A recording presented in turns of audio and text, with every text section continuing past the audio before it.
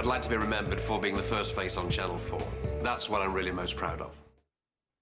Our profile of the man himself, Richard Whiteley, television man on 4.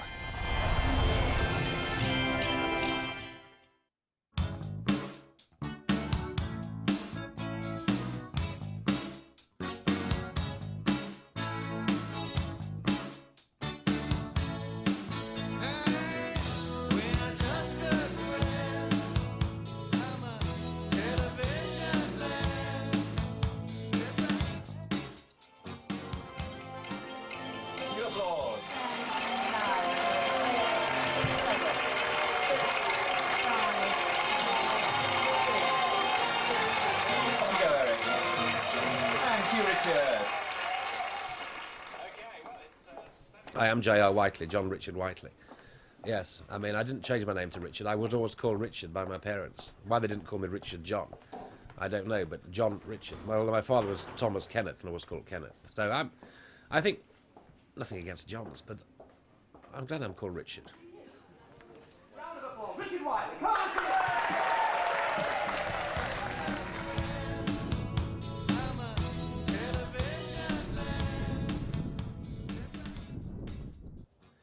This is Ferncliff Drive in Baildon, and this is the house where I grew up, number 23 Ferncliff Drive. It hasn't really changed a great deal. There's an extension here, I suppose. That wasn't there. You drive straight into a garage. Although we did have a wash house at the back, which other houses, although they were all fairly identical semis, didn't have a wash house. We had a wash house. Terrific. That was my bedroom, that small window there. And then I would eventually move into that bedroom, the big bedroom there, when my sister Helen was born in 1948. I also remember here, we were like the first people in the street to get a television. We got our TV in 1952, in November 1952. And I remember having, on that coronation day, having people coming in to watch the coronation at our house. I think one or two other people in the drive did have a TV, but there weren't so many. When I was in Ferncliff Drive, I was amazed to find two neighbours who still lived there. Barbara Lupton and a 95-year-old mother, Kathleen. We can't forget you, can we? No, well, it's... We don't want to do anyway.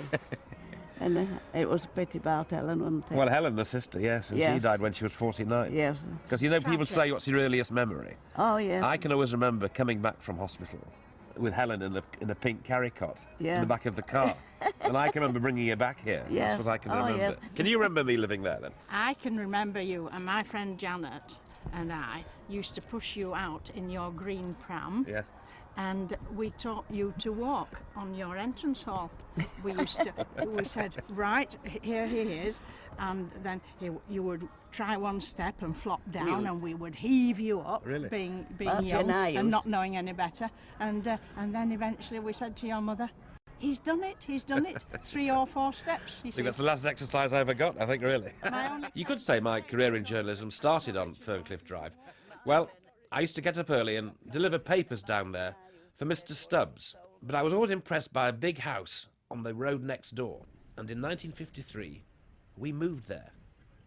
And of all the houses that I used to love delivering papers to, this was the best, and I always used to ask Stubbs if I can go into this house, number 6, because obviously quite a nice house, but he had a pond in the garden. I mean, everyone's got water features now, haven't they? But very few people did in 1952. And I used to love that pond, and I think it must be fantastic to live in a house with a pond. And hey presto, in 1953, coronation year, would you believe it?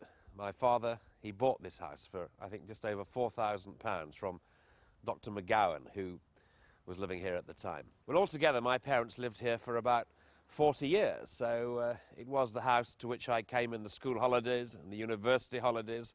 When I started work at ITN, I used to come back here, and when I started work at Yorkshire TV, actually, before I bought a place, I would come here as well. So it's a great house, it means a lot to me.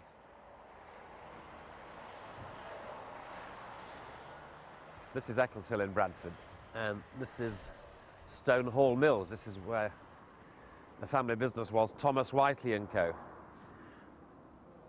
You can see it's no longer Thomas Whiteley & Co, but I'm very glad to say there's still a business here, and it looks like quite a prosperous one as well, because the mill basically is still the same, just as I remember it.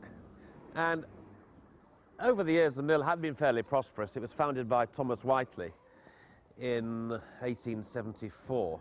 It was first called Whiteley and Sutcliffe, then became Thomas Whiteley and Co. And Thomas Whiteley, who was my great-grandfather, had 4 sons and 1 grandson, the grandson being my father. After the war in the 50s, it was very difficult, the general contraction of the textile industry all around, really. Took lots of casualties, and this one was no exception. It was very difficult, and the place finally closed down in 1963. I was at university then, and my father would be about 55, just probably younger than I am now. He'd been here all his life, and it was a very upsetting time for him.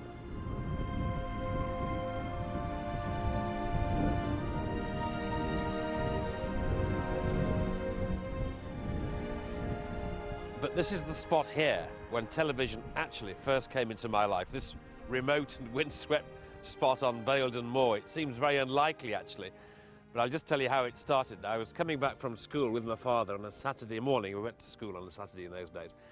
As we came over from Bingley up the hill here, parked on the very top of Baildon Moor was this big green van, this olive green, bottle green van with this crest on, "Nation shall speak peace unto nation." It was a BBC van. I could not believe it. I couldn't believe that a BBC van was parked on Baildon Moor a mile from where I live. And these gentlemen here, smoking cigarettes and treating me with complete disinterest, they were the first people from the BBC I ever met. To me, they were absolute gods. It was a fantastic experience. It was a, I wouldn't say it was a life-changing experience, but it was what would be described now as a defining moment in my life. The day I saw a van from the BBC right here on Baildon Moor.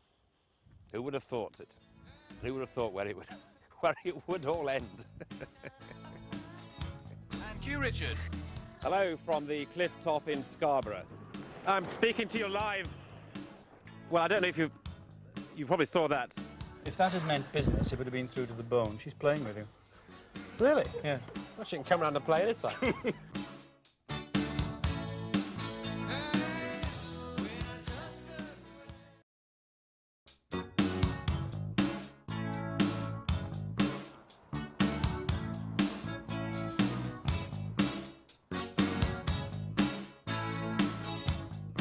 He was the sort of person who always won prizes on speech day. He was into all the intellectual sort of things that the school offered. So I can remember when he was very young, for instance, at school, giving a talk to the Literary Society on the fact that Shakespeare's plays were really written by Marlowe, an idea that's resurfaced recently. And I can remember him in a debating society giving an impassioned speech against co-education. A few years later, Giggleswick became a co-educational school. I am exactly the same age as Richard. So I remember him as a clever little lad who wasn't much good at sport. Because my brothers were all at the school, but a bit older than him. He wasn't just the area I was most interested in. The golden threads that run through Richard's life, the richest, the most golden of them all, even more important to him than Countdown or Calendar, or even YTV in all its manifestations, I think is Giggleswick. In his head, Richard is still at school. Well, this was where I sat for 5 years, about 3 rows back from the pulpit, so I had a pretty good view of the pulpit. I remember sermons tended to go on a bit in those days, so I used to while away my time in 2 different ways. One was to read all the Latin inscriptions around the base of the dome and over the windows. I knew all those by heart, and it was obviously very good for the Latin, but far more interesting, I used to sit here and plan where I would place the cameras should a television outside broadcast do a service from the chapel. And funnily enough, about 35 years later, I was able to engineer an outside broadcast from here, and they did the ITV morning service from the chapel. I did volunteer my 30-year-old thoughts about where the camera should go, but I don't think the director of that programme was too impressed. He'd come here 3 times on a Sunday.